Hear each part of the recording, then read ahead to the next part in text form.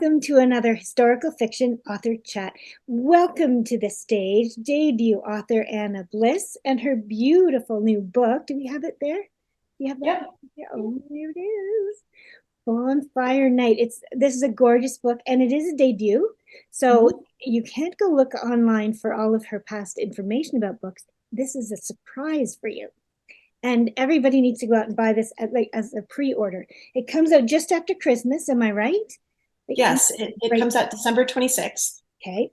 So we're going to order ahead. Everybody got that? So the link is in the thing, and we're going to order ahead because January, who's going to be, busy online then? So you can just receive the book in the mail, sit back, relax. You're going to love it. I did. I loved it. All right. So we're going to hit this now, and I'm going to read Anna's bio and the synopsis, and then I'm going to throw it over to you, Anna. Great. Anna Bliss has an MA in Literature and Visual Culture from the University of Sussex, where she wrote her dissertation on women's narratives of the London Blitz during World War II. An alumna of the juried Northern California Writers Retreat, she also has studied at the UC Berkeley Graduate School of Social Welfare, the American Jewish University, and the UCLA Extension Writers Program. Her professional background includes over 10 years in marketing and arts administration. Bonfire Night is her first novel, and not the last. I'm predicting that. That's the plan. All right. So the synopsis of this book is okay. I'm not even going to say anything. I'm just going to read it. Spanning from England's anti-fascism protests of 1936 through the aftermath of World War II, this moving, intricately wrought historical novel brings together a young Irish Catholic photographer and a British Jewish medical student, each discovering the price of love, art, and ambition. London, 1936. At 21, Kate Grifferty is a press photographer in a Fleet Street agency, an unusual job for a young woman. But Kate is both talented and daring, recklessly going wherever the story might be, including, one October day, to an anti-fascism protest in East London. There, she meets David Rabatkin, a brilliant Jewish medical student. While his idealistic brother is eager to go to Spain and join the fight for the Republic, David knows where his path at home, where his path at home, fulfilling the expectations of his profession and his family. Kate is exposed for the first time to the dangers and demands of David's world, where marrying within the Jewish faith is seen as not only preferable, but key to survival. Kate neither expects nor wants to be any man's wife, hampered by convention. And though she and David are both outsiders, as war looms, other differences between them are thrown into sharp relief. Brighton, 1940. Catastrophe forces Kate to flee London, and the onslaught of war finds her working at her sister's seaside boarding house while David tends patients at a busy London hospital as the Blitz rages. But Kate's challenges and disappointments have only deepened her desire to capture images of life unfurling around her, the beauty and the violence, struggles and surprising joys. And soon fate and ambition will align, providing her with the chance to make her mark at last. As you will, Anna, with this book. So, all right.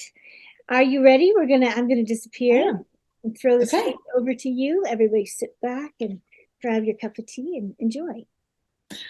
Okay, so we are. Just got these books. Bonfire Night, Part 1, London. Chapter 1, October 4th, 1936. Ambition bowed Kate Grifferty's head as she reviewed the shots she'd taken that morning. A fishwife and her daughter scrubbing barnacles off oysters in the basement of Billingsgate Market, a florist rejoicing over a crate of black tulips in Columbia Road, the queue outside the milk bar in Fleet Street. As her eye ranged from image to image, she used a white grease pencil to plan cuts on the contact prints. It was Sunday, and the office was quiet except for a few stringers popping in and out, so she was startled to see her boss come through the door. "I don't like the idea of you going down to the East End today," Mr. Scargill said, jiggling keys in the pocket of his cornflower blue suit and leaning over her desk. In 28, he'd taken an iconic photograph of Amelia Earhart standing on top of the Hyde Park Hotel with London at her feet. Even before Kate met him, she had a postcard of the picture pinned to her bedroom wall. A riot is no place for a lady, he went on, puffing out his doughy cheeks, reminding Kate of a middle-aged cherub. Oswald Mosley has some fruity ideas, and I don't blame the Jews for resenting him. But they're getting a mob together. You won't want to be in the middle of that. Kate nodded thoughtfully, as if weighing his concern. Inside, she prickled with impatience. She had no interest in being a lady. She'd already had her share of being jostled and pushed on the job, and felt quite powerful physically. You're kind to worry, she said, but I was born and raised in the East End. I know those streets. I can look after myself. I wouldn't be so sure. Hackney's a far cry from Whitechapel. Mr. Scargill ran his hand down his tie and eyed her bare arms. It's a cesspit of ice, and you're just a skinny little thing. Kate slid on the Angora cardigan she kept on the back of her swivel chair. I'm taller than my father, she said, straightening. He was a boxer when he first came over from Ireland. Accidentally killed a man once, as the story goes. Still has great big hands like oven gloves. Well, I'm certainly not your father. Mr. Scargill, I'm a photographer. I go where the story is. That's the job. He shrugged. Please yourself, Shutterbug. Just don't forget that the job I pay you for is in the darkroom, not the street. It was difficult to eavesdrop in Whitechapel. Every third voice was Russian or Yiddish, and David Rabatkin was no longer fluent in either. He strained to hear what the marchers were saying, to discover why they were so keen on endangering themselves. Perhaps the last of the summer sun had lured them into the streets, made them forget who, no, what, was coming for them. Would they be ready when the black shirts arrived to declare them yids, paddies, parasites? David glanced over his shoulder, back at London Hospital, and a cool line of perspiration traced his spine. If he got injured today, there would be trouble. A lanky, working-class Jew couldn't do ward rounds with knocked-out front teeth, and the consultant David was assigned to that term already looked at him like he was covered in pox. Head tucked down, David nudged through the gathering crowd toward the old bell foundry where he and Simon had arranged to meet. He clambered over a corrugated iron barricade and dropped down into the spectators shuffling up Fieldgate Street. The farther he got from the hospital, the less anxious he felt, and his arms began to swing along with the mangled brass band rendition of the William Tell Overture. Finally, he spotted his brother standing next to a tall woman with a press camera. Her auburn hair and delicate features were pretty in a stock Irish sort of way, but pretty girls were always speaking to Simon. Everyone knows Oswald Mosley hates Jews, Simon was saying to her. But today, the police commissioner and the Home Secretary are allowing him and his militia to parade through our patch. The Communist Party of Great Britain is here to say, oh, no, you're not. They shall not pass. You jotting this down, love? Sorry, no, the woman said, rifling through the leather satchel slung over her long torso. Her voice was raspy but sweet. I'm not a writer. David clapped a hand on Simon's shoulder and introduced himself to her. She didn't exactly smile, but a dimple appeared in her left cheek. It felt like someone grabbed David's heart and squeezed. Kate Grifferty, she said, Central Press. Grifferty, just as David suspected. Irish, Catholic, not for him. He knew he should throw his arm over his brother's shoulder and just walk away. Instead, he watched Kate Grifferty step onto the running board of a parked Austin 12.6 and prop her camera on its roof. Her paper white skin suggested that she, like David, had spent the summer indoors. Lips pursed, she repositioned the camera and glared through its lens. The outline of her thigh was visible through the fabric of her wide-legged trousers, which buttoned all the way up the side of her hip. David asked his brother how he knew her. I don't, Simon said. She asked to take my picture, and I thought I might make a name for myself, you know, in the papers, as a radical. This will be the follow-up to your becoming an intellectual? Simon grinned. Yeah, well, exactly. Meanwhile, Kate had wedged the toe of one brogue into the Austin's window ledge and was hoisting herself onto its domed roof. In seconds, she was standing on top of the car. She yanked a card out of the side of the camera, flipped it over, and slid it back in with the heel of one hand. Then she surveyed the crowd, her eyes narrowed like a vengeful Celtic goddess. Simon started to walk away. Hold your horses, David said, grabbing his brother by the elbow. Shouldn't we wait and help her down? She don't look like she needs helping, mate. Did you ever see a girl press photographer? God, she's bold. Yeah, I will give you that. Simon shifted back and forth on his feet, like a kid itching to jump into a pile of leaves. I know going on demonstrations ain't your idea of fun, he said, looking from David to Kate. Why don't you hang around here for a bit? Help her, as you say. I don't know, David hesitated. I'm meant to be looking after you, aren't I? I promised Mom. Simon waved him off. I'm good. Just meet me at Shoreditch Town Hall at 4. Tom Mann is speaking. We'll walk home together from there. Kate was still taking photos. David could not keep his eyes off her. She worked slowly and methodically, seemingly unfazed by the raucous crowd swirling at her feet. Watching her, he couldn't think. He was just a pulse. All right, David said, more reluctantly than he felt. Just don't get yourself hurt, Simon. I mean it. And before he could change his mind, his brother was gone. Kate knelt and slid down the side of the Austin. With the slightest glance at David, she walked into the road. I'd love to see that bird's eye shot in print, he called, jogging after her. Do you work for one of the dailies? No, she said, a picture agency in Fleet Street. Next door to the new Daily Express building. You won't know it. She tucked a shock of dark red hair behind her ear. What about you? Are you a communist like your friend? Of course, thought David. She fancies Simon. He's not my friend. He's my brother. I'm a medical student. I don't have time to be a communist. You've come today as a medic? No, I've come as a Jew. Oh, Kate said with a small frown. She looked at the pavement. Right. She doesn't like Jews. So David knelt to tighten his shoelace, giving her the opportunity to go on without him. But Kate waited, and then kept walking alongside him, her hand almost close enough to brush his. You live in Whitechapel? She asked, skipping over a curb to keep up with them. Yeah, born and bred. I'm in Hackney, she said, tilting her dark gold eyes toward him, just over the road from Vicky Park. David noted that Kate had not seized her chance to lose him in the mob and, twice now, had volunteered information about where she might be on any given day. She was obviously Gentile, but that hadn't stopped him with Connie Bell, and they'd parted as friends. It just meant there was a limit to how far things could go. The tightening crowd gave David an excuse to stand near enough to feel the heat from Kate's body, but he was careful not to touch her. He became acutely conscious of the borders of his own flesh.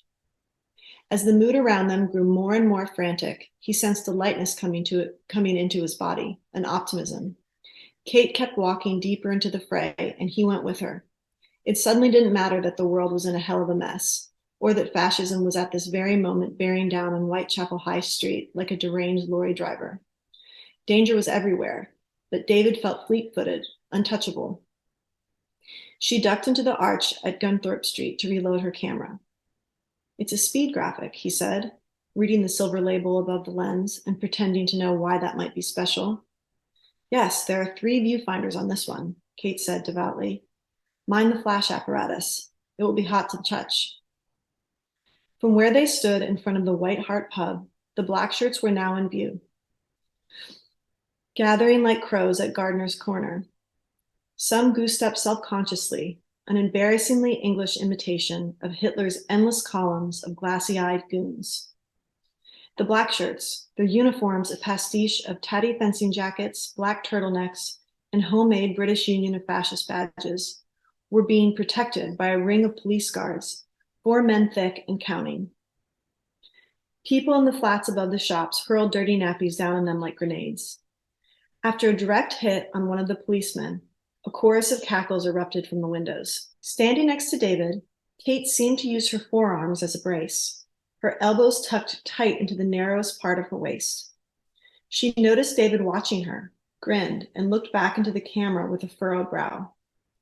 From the west, Mosley's motorcade was approaching. Kate pointed to the silver Rolls Royce nosing its way through the crowd, only about 50 meters in front of them. They could see Mosley's beady eyes and rummy little mustache through the windscreen, his sham military officer's hat, and the gold buttons down his chest. According to the newspapers, women swooned over him. Kate darted out ahead of David, shoving through until she was alarmingly near Mosley's car. David watched in shock as she raised her free hand and smacked the bonnet of the Rolls. Mosley looked directly at her, his face blank with surprise, and gave her a magisterial wave. Kate got her shot and then stuck her tongue out at the leader of the BUF. All David could do was block people from banging into her. Bloody hell, David said, shaking his head. You're terrifying, Kate. I got him, didn't I? She was already reloading her camera. Mosley's car was swallowed back into the crowd, and David's eyes went to the three plainclothes men, throwing the Nazi salute under the impervious gaze of a mounted policeman. The Yids, we must get rid of the Yids. The chants were coming from every direction, punctuated by pops of shattering glass. One of the men, tongue coiled and a mouth full of mustard yellow teeth, locked eyes with David. He spat, What are you looking at, Yid? David's vision syncopated like the pages of a philoscope, and his fingers curled into fists. He wanted to say, I bring people back from the dead, you fucking caveman. What do, dig ditches? But the air had gone from his lungs, and then the man was gone. Kate averted her eyes and put away her camera. I've got to get back to process these negs, she said. It was lovely to meet you. Wait, David cried, not wanting that to be the last time they saw each other. He was ashamed the black shirt had shaken him, especially in front of Kate. We could duck into the pub there, have a quick drink. I can't, I'll get scooped. Of course, sorry if I slowed you. He broke off. Across the road, in front of Levenberg & Sons' chrome and black facade, there was a body on the ground. Without thinking, David ran toward it. Somewhere in the throng of people, a blunt flying object connected sharply with the bridge of his nose. When he reached the fallen man, David knelt down and easily found the racing pulse beating through his neck. When David glanced up, Kate was there, taking their photograph. Although the man was conscious, his skin was gray, and his face was rigid as a mask. He wore a black dress shirt and tie, one of Mosley's tin soldiers. Don't try to sit up, David told him. I'm David. I'm a medical student. What is your name, sir? The man groaned. His eyes rolled closed. David looked around. There was almost no daylight between the marchers. They created their own atmosphere, hot and sticky and suffocating. The man needed a hospital, but nothing was getting through that crowd. The freshly cracked plate glass window of Levenberg's pharmacy was just a few yards away. Inside, behind jars of Cenopods, sulfur, and arsenic album, the chemist's wife surveyed the scene in the street, her eyes wide and her palm pressed to her forehead. One of the Levenberg sons, Marty, was a year younger than David and had gone to the local comprehensive with Simon. Help me get this guy off the street, David said to Kate. In there. She lifted the man's feet. David lifted his head and neck. The proprietress did not open the door. Mrs. Levenberg, this man is gravely injured, David called through the broken window. Might he rest in your shop until an ambulance can come through? Mrs. Levenberg looked as if David had asked to bring in a rabid dog. It's all right, he can't hurt you, he's barely conscious. I'm David Rabatkin, remember? My brother, Simon Rabatkin, was at school with your Marty. Recognition flashed in Mrs. Levenberg's eyes. Davy, the doctor. Yes, of course. All right then, come in. She unlocked the door. With Kate's help, David lowered the man onto the scuffed wooden floor in front of a large glass cigarette case. The store was cool and dark and smelled of burnt herbs. David asked Mrs. Levenberg if she had any ice. Oy vey is mir, she said, scurrying behind the counter. I don't like this. My husband will not be happy if he comes home to find a black shirt in his shop, David. Your husband is a professional, David said. He would feel obligated to save a life, as do I. This bloke will be trampled to death if we leave him on the street. I don't know. And if he dies, Kate said, people will say the Jews of East London killed him. It won't matter that the black shirts came here intentionally to provoke such an outcome. Jewish mob kills local man and sell loads of papers. David looked at Kate with renewed awe. That too. With a sigh of resignation, Mrs. Levenberg went to the back and returned with a cold, wet flannel for the man's forehead. David took his pulse. The heart rate was still galloping, well over 120 beats per minute. David stood up and wiped his hand on his trousers. In the mirror behind the counter, He saw that there was dried blood under his own nose. Mrs. Levenberg's eyes darted from David to Kate and back again. Your mom is called Hetty, isn't she? Yes, David said, searching his pockets in vain for a handkerchief. I know her. She'll have 50 fits when she sees the state you're in. I'm all right. You'll have a cup of tea while we wait for an ambulance and a plaster for that nose. It's not bleeding anymore. David glanced at Kate, who had not been offered a cup of tea and was buckling her kit, preparing to leave. Hang on. I really have to get back to the office, Kate said, with one hand already on the door. I've stayed too long. If I don't leave now, I won't be able to sell anything. But, she hesitated. But what? You could always tag along if you wanted. We could go to the pub you mentioned after. Mrs. Levenberg made a show of shuffling for something in the drawer under the till. I can't, David said, trying to telegraph with his eyes how much he wished he could. I've got to look after this bloke. Kate scoffed, like he'd said he was going to give the black shirt his wallet. You're escorting him to the hospital yourself? No, but I won't feel right until I know he's sorted out. She pushed the door open with her back. Right, she said. Well, good luck with everything. The bell jingled above her head, and she walked into the street. The crowd had started to thin. Shopkeepers were sweeping up their shattered windows. Police officers dismounted from their horses to note damages in their little blue books, as if they'd just arrived to tidy up. In seconds, Kate disappeared. The man had pushed himself up against the counter and was sitting with the wet flannel in his lap. He stared, dazed, at the red, green, and violet-colored bottles that lined one wall of the shop. A bulbous hematoma was blooming on his temple, but he no longer looked like a corpse. Can I have some water? He croaked, scratching his side. David would have loved to bolt after Kate, but he couldn't do that in front of Mrs. Levenberg without it getting back to his mother. More importantly, he wouldn't leave this black shirt alone with Mrs. Levenberg. David pressed his tongue hard into the roof of his mouth and closed his eyes for a moment. When he opened them, he noticed what looked like a silver bullet on the counter. He picked it up and turned it over in his fingers. It was a camera part with Graflex etched on its side. He slipped it into his pocket just as Marty's 14-year-old sister came out from the back with a cup of tea. Who's your girlfriend, Davy? You're a little spy, Sylvie. Mummy made me ask you, she whispered and pursed her lips, restraining a giggle. David looked into the hot teacup Sylvie placed in his hand. It was identical to the ones his mother used for guests, painted with red and brown roses, probably from the same stall in Petticoat Market. Beats me who she was, David said. She was just helping me with this geezer. I don't know her. Yeah, nice. Hang on, I'm going to appear again magically. Here I am. Yay.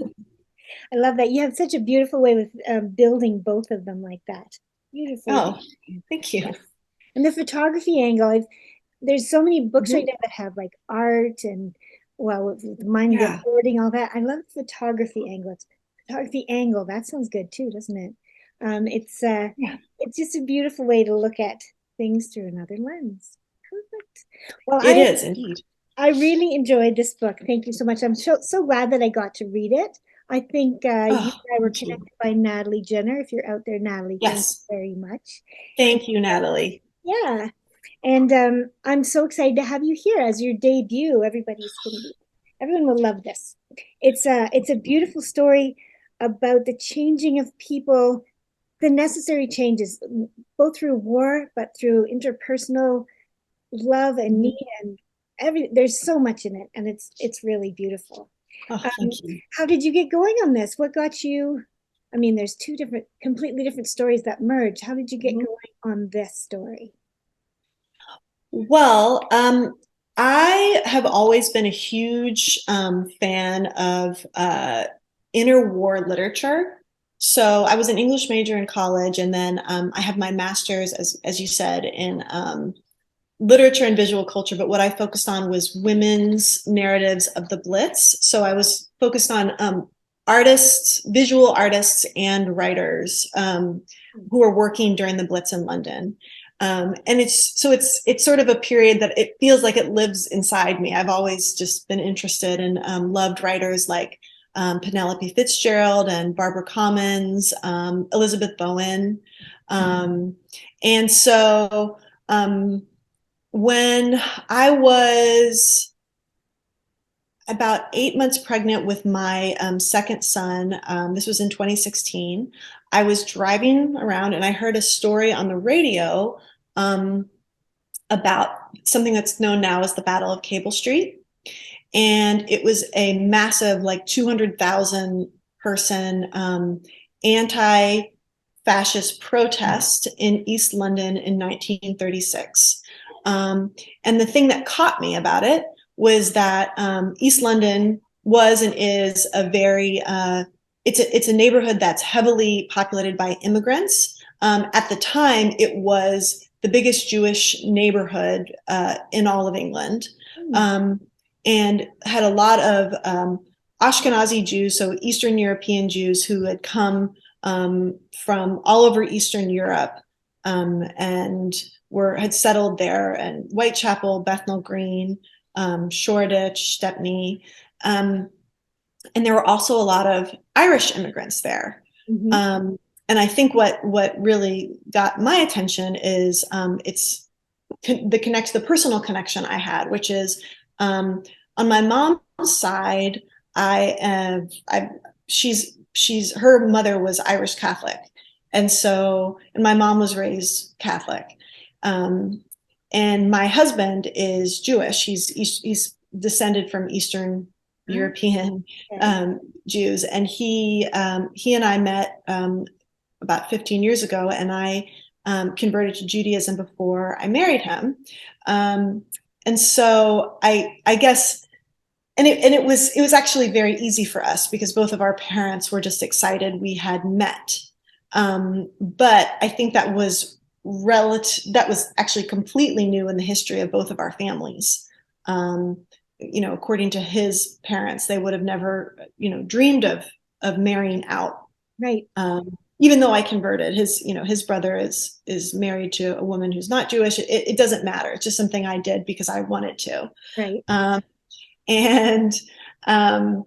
So I was interested in the fact that there were Irish immigrants and Jewish immigrants, and they were all coming together to say, we don't want fascism in our neighborhood.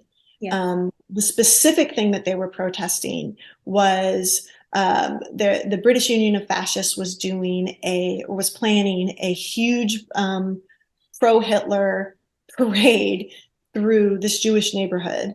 And historically, the Irish people in the neighborhood and Jewish people in the neighborhood lived separately. But I just loved that they all came together for this common good. And just in seconds, hearing the story, I thought that there's a Romeo and Juliet story there.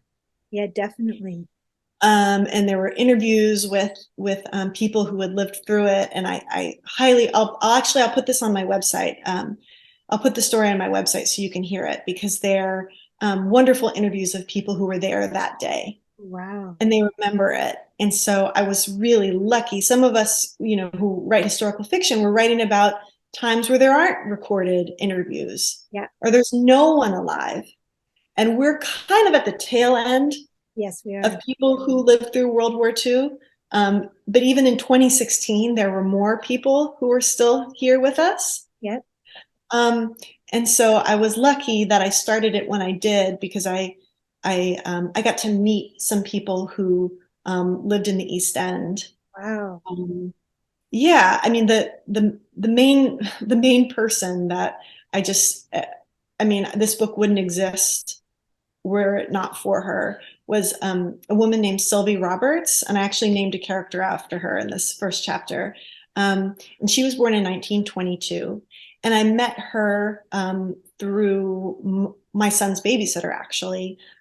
She was from East London, a Jewish woman, still lived in London, but once my babysitter found out what I was writing about, and she was like, "Oh, you should meet my family. They're British, they're Jewish."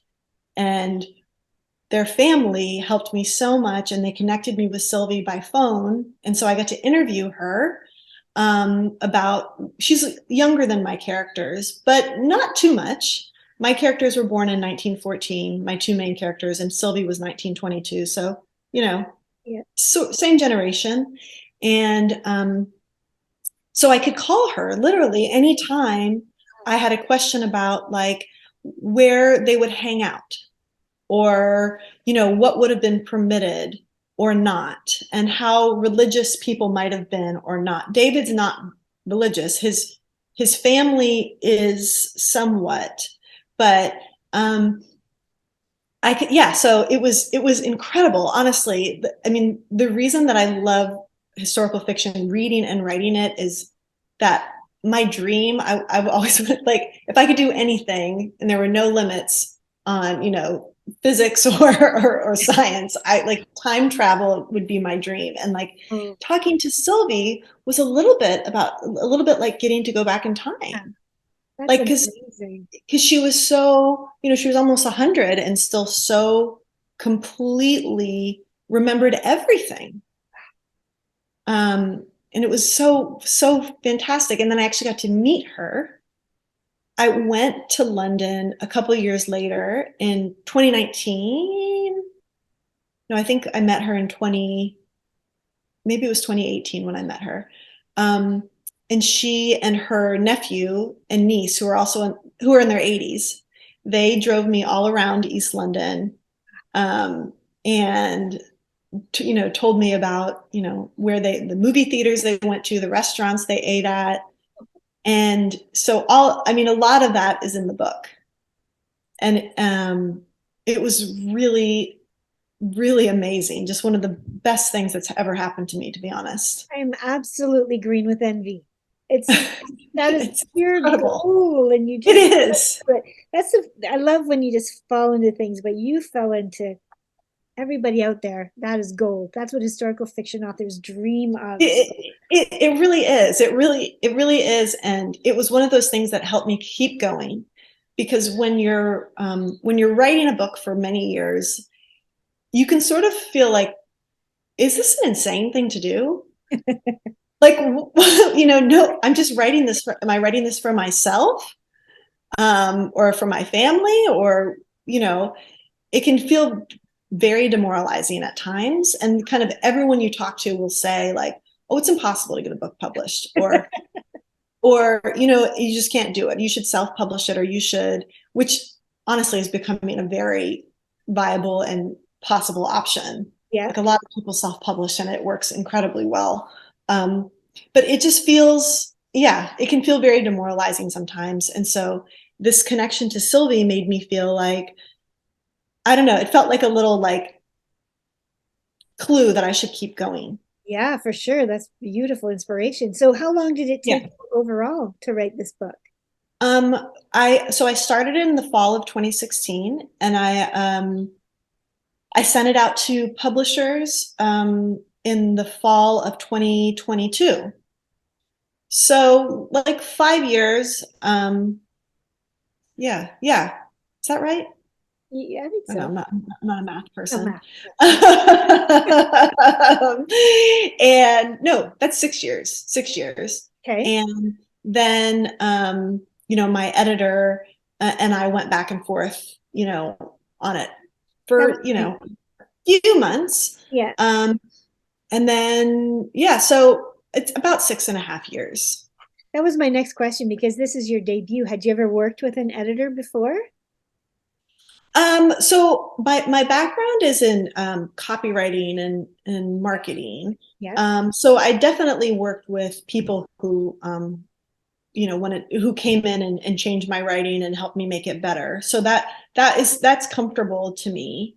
Yeah. And honestly, it's really wonderful, as I'm guessing you felt too, when someone else engages with your work, like anyone. Yeah. Even if they're there to say like, I don't like something, or I think you should change something. Yes. It's like, oh, yeah. Like, it just feels so nice to collaborate. Yes. It's very validating. And I know when you're talking about copywriting, I worked a couple years doing radio, writing some copy for radio. And so Okay. what I learned from that was how to write a whole bunch of stuff into like 2 words. It was a lot of that. Yeah. When you get into novel editing and all that, and somebody will look at it and go, I really like this, but this section, I don't know, what if you did that? That's a huge adjustment because that's your baby. Right. And this being your It is. firstborn, how did you react to that kind of input? You know what? It might just be my editor and that he and I are sort of in sync on things, Yeah. but it was fine because he kind of gave me three overarching things that he wanted me to work on. Yeah. And then went through page by page and said, smaller things. Right. And I agreed with everything he said. Yeah. It's interesting doing that, seeing it through other eyes, kind of like seeing yeah. the lens of a camera. Yes, exactly. Oh, I just wow. Exactly. So I guess you would have had to, when you did your visual and cultural, literature and visual culture, which I've never heard of before, and that sounds fascinating. Did you learn about all the different modes of that? Like, did you learn about the art and the photography and all that there, or was this a whole separate journey of research when you got into learning about what she was doing? Oh, that's a great question. I worked as a photographer for my college newspaper, and I did a lot of black and white photography and development and worked in the darkroom and all that, which I love.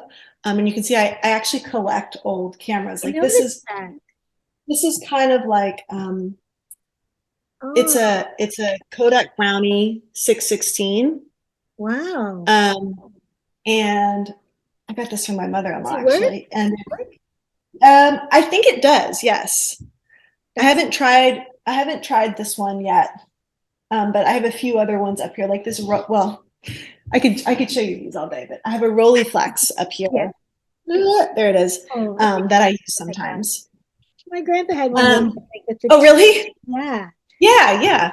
And so I'd worked in that world a little bit personally. And then when I was doing my master's program, we studied all sorts of, media, also all different art forms. So like film, advertising, photography. But the real inspiration or the real thing that came through in this book was my paper was focusing on the photography of one artist in particular, and her name was Lee Miller, and she was an American photographer working in Britain. I don't know, a lot of people haven't heard of her, but she's incredible.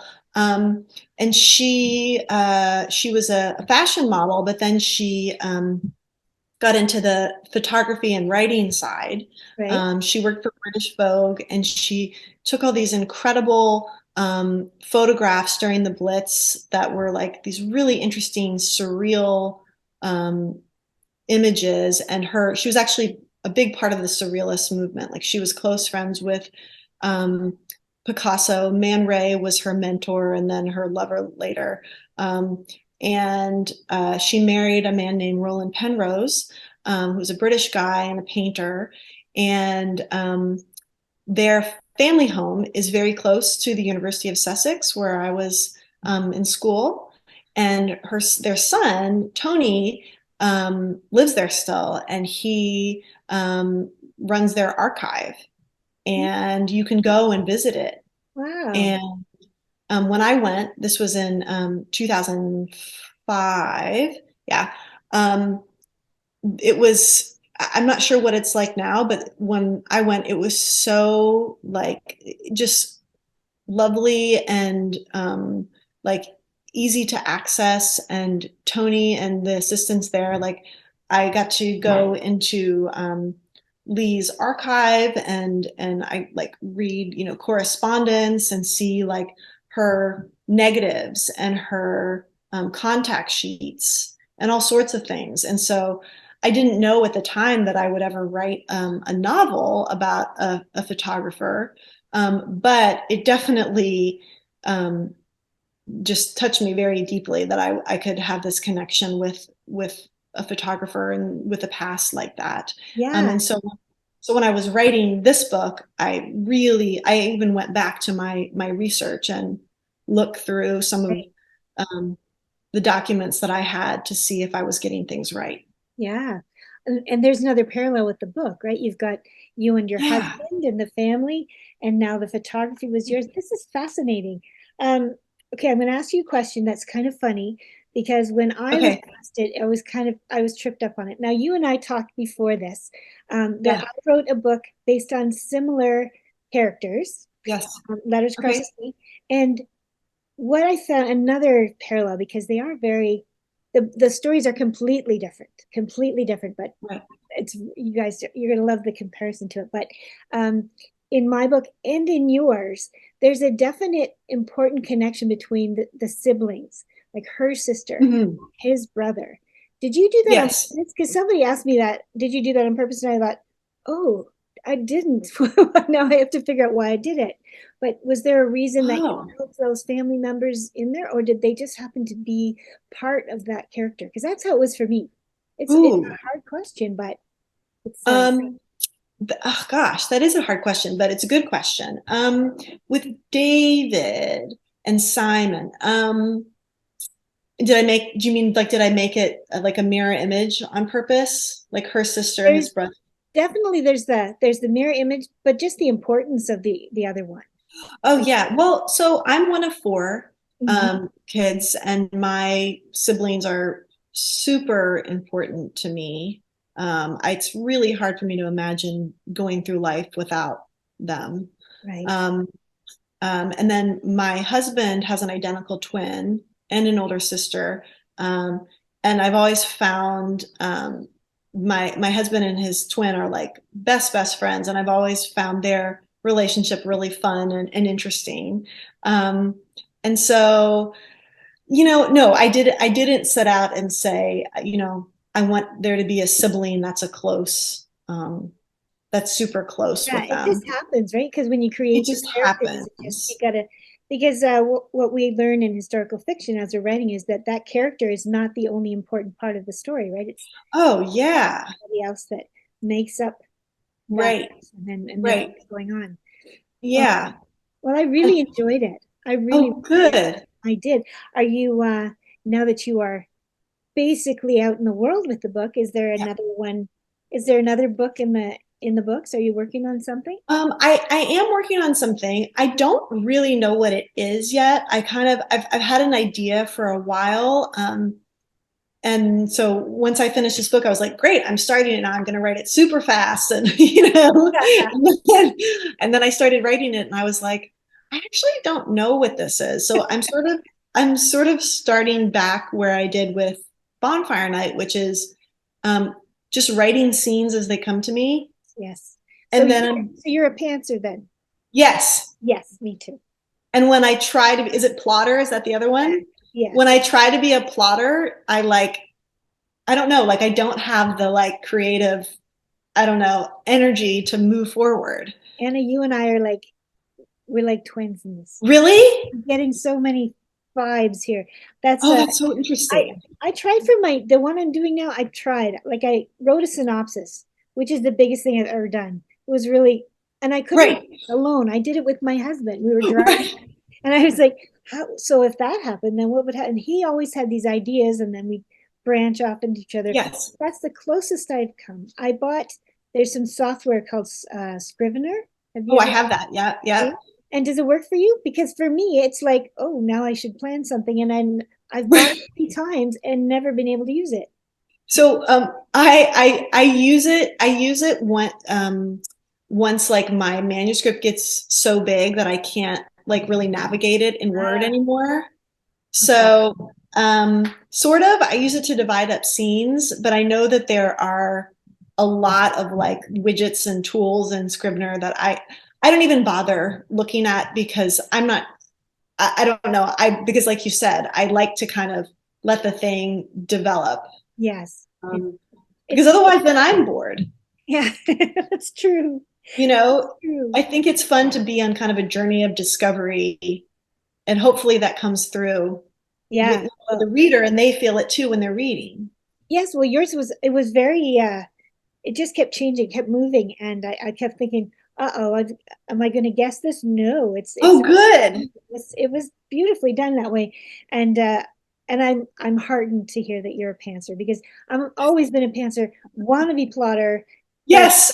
just Oh, I would love, well, Genevieve, does it, like, how long does it take you to write a book? Like, I'm sure there's different answers, but well, I write feverishly, so you do? I write nonstop. So I usually can write a book in 8 months, but I've got to focus because I'm writing about Canadian history and see, I don't really understand history. I never really learned it, so Okay. I'm learning as I go along. So Oh, cool. I'm learning it through the characters and writing it down as fast as I can go. So it's pretty fast the way I do it, So but envious. I can't wait to get to the next story. That's the problem. I've got three in my head Oh, right now, so it's oh, you are so lucky. You're oh, I'm so lucky. oh, I'm so confused. That's